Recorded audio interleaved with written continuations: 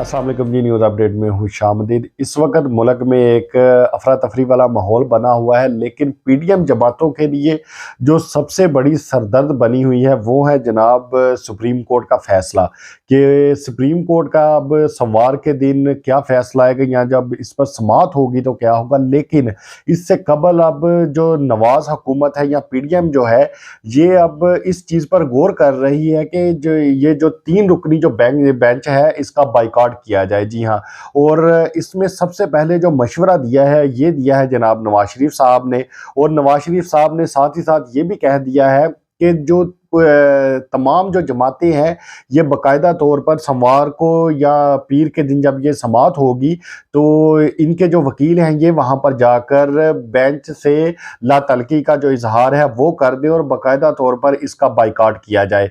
अब इसमें बज़ाहिर लग ये यही रहा है कि ये जो 1997 वाला जो वाक़या था, जो मुस्लिम लीग नून है ये सुप्रीम कोर्ट के बारे में अपने वही आप कह लेंगे जो तारीख है उसको दोहराने की कोशिश कर रही है, क्योंकि जब जब मुस्लिम लीग नून के खिलाफ किसी भी किस्म के कोई फैसले अदालत की तरफ से आते हैं तो फिर मुस्लिम लीग नून जो है वो इस पर हमला शुरू कर देती है। अब आप इसको ज़रा आप थोड़ा सा आप टेक्निकली समझें। देखिए, जैसे ही इमरान खान साहब की हुकूमत को गिराया गया तो तब यही बेंच था और ये सो मोटो भी सारा कुछ ये जायज़ था, लेकिन अब जब इनके खिलाफ फैसला कुछ आ रहा है, हालांकि इनके खिलाफ नहीं, ये आइन की बात है और मेरे ख्याल से जो सियासी जमात होती है इसको कभी भी इंतखाबात से नहीं भागना चाहिए। याद रखिए, क्योंकि सियासी जमात की कभी मौत नहीं होती।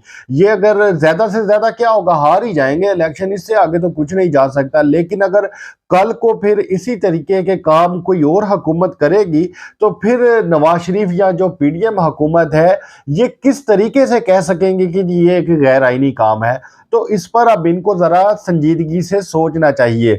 दूसरी तरफ पाकिस्तान पीपल पार्टी के अब जो बयानात सामने आ रहे हैं ये बड़े अजीबोगरीब से हैं। देखें, मैं पहले दिन से एक बात कहता आया हूँ कि इस सारी खिचड़ी में अगर कोई सेफ खेल गया है तो वो है जनाब आसफ अली जरदारी साहब, और अब तो ये बातें बड़ी खुलकर सामने भी आ रही हैं और उनके जो बयानात हैं, उनकी पार्टी के जो मेंबरान हैं उनके जो बयानात सामने आ रहे हैं वो अब इस चीज़ की यकीन दहानी करवा रहे हैं कि इस सारे खेल में अगर कोई पार्टी मरी है तो वो मुस्लिम लीग नून है। अब जनाब ये अब्दुल कादर खान है बद्दोखेल साहब, कौमी असम्बली के ये रुकन है और पाकिस्तान पीपल पार्टी के रहनुमा भी है। तो इन्होंने एक ARY न्यूज़ को एक इंटरव्यू दिया है और इस इंटरव्यू में इन्होंने वाज़ेह तौर पर जो वज़ीर दाखिला है राणा सनाउल्लाह साहब उनका और वज़ीर ख़जाना जो है इसहाक डार साहब, इनको हुकूमत से ओहदों से अलहदा होने का मशवरा दे दिया है और साथ ही साथ कहा है कि किसी और जो इत्तेहादी जमात है उसका आप किसी को भी जो वज़ीर दाखिला है और वज़ीर ख़जाना है आप वो बना दे।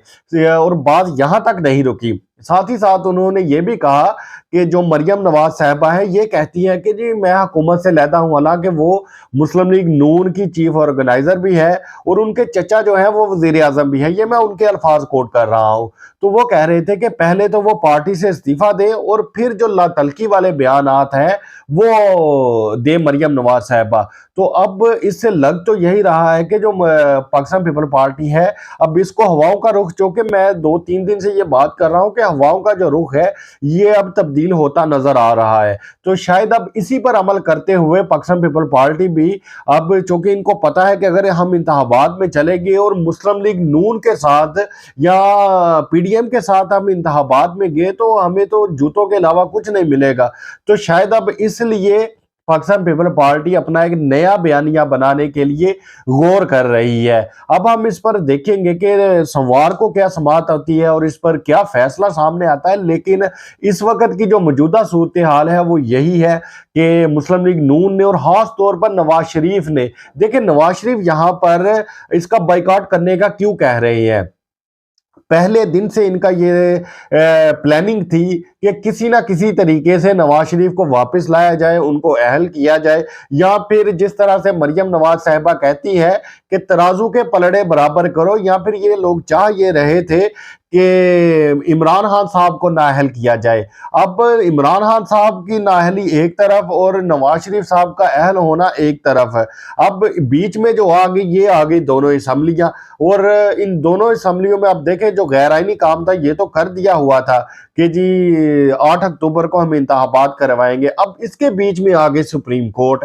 अब सुप्रीम कोर्ट ने जब इसका सोमोटो लिया तो इस पर अब इन लोगों को तकलीफ हो रही है, और ये वाज़ेह तौर पर नजर भी आ रही है, क्योंकि अब नवाज शरीफ साहब को नजर लग ये रहा है कि अगर इंतखाबात हो गए तो इमरान खान की हुकूमत आ गई तो मैं तो फिर लंदन का ही रह जाऊंगा, मैं पाकिस्तान कभी नहीं आ सकूंगा। अब इसलिए नवाज शरीफ साहब जो है वो इस तरह के जो बयानात है और मशवरे दे रहे हैं। देखिए अब इस पर इन लोगों को या इनके जो सपोर्टरान हैं इनको अब संजीदगी से सोचना चाहिए कि कब तक इस तरीके से चलेगा। देखिए मुल्क से एक फरार बंदा 50 रुपए के स्टाम्प पर यहाँ पर वो देकर गया है कि जी मैं वापस आऊंगा अपना इलाज करवा कर, और वहां जाकर अपनी वो जो सजा है उसको वो बंदा पूरा कर रहा है, और वहां पर बैठकर एक मुजरिम जो है वो इस तरह के फैसले हुकूमत को बकायदा तौर पर वो मशवरे दे रहा है। तो अब इस पर जरा संजीदगी से हुकूमत को और खास तौर पर इस पर अब सुप्रीम कोर्ट को और चीफ जस्टिस साहब को इस पर अब सोचना चाहिए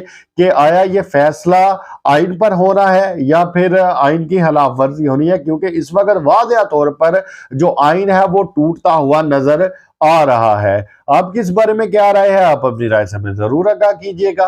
आपसे मुलाकात होगी इंशाअल्लाह ताला अगली वीडियो में। तब तक के लिए अल्लाह हाफिज।